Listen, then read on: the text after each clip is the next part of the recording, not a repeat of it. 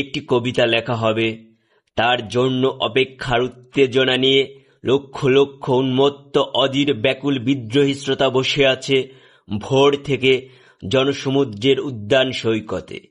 কখন আসবে কবি?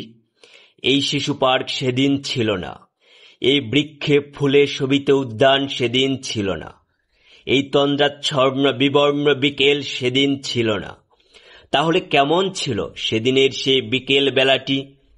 তাহলে কেমন ছিল শিশু পার্কে, বেঞ্চে, বৃক্ষে, ফুলের বাগানে ঢেকে দেওয়া এই ঢাকা হৃদয় মাঠখানি? জানি সেদিনের সব স্মৃতি মুছে দিতে হয়েছে উদ্যত কালো হাত।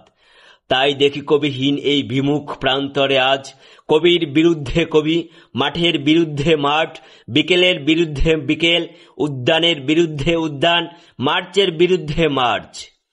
হে অনাগত শিশু, হে আগামী দিনের কবি, শিশু পার্কের রঙিন দোলনায় দোল খেতে খেতে তুমি একদিন সব জানতে পারবে। আমি তোমাদের কথা ভেবে লিখে রেখে যাচ্ছি সেই শ্রেষ্ঠ বিকেলের গল্প। সেদিন এই উদ্যানের রূপ ছিল ভিন্নতর। না পার্ক, না ফুলের বাগান, এসবের কিছুই ছিল না।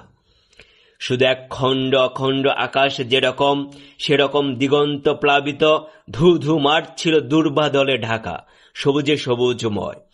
আমাদের স্বাধীনতা প্রিয় প্রাণের সবুজ এসে মিশেছিল এই ধু ধু মাঠের সবুজে।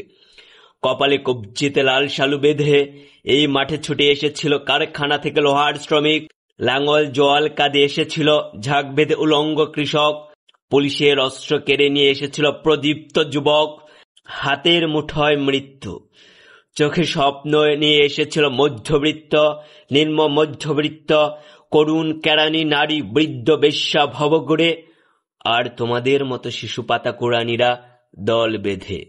একটি কবিতা পড়া হবে, তার জন্য কি ব্যাকুল প্রতীক্ষা মানুষের।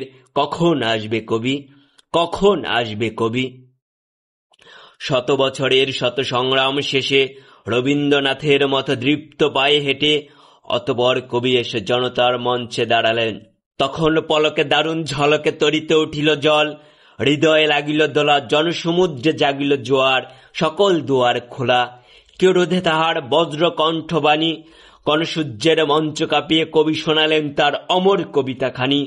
এবারের সংগ্রাম আমাদের মুক্তির সংগ্রাম, এবারের সংগ্রাম স্বাধীনতার সংগ্রাম। সেই থেকে স্বাধীনতা শব্দটি আমাদের।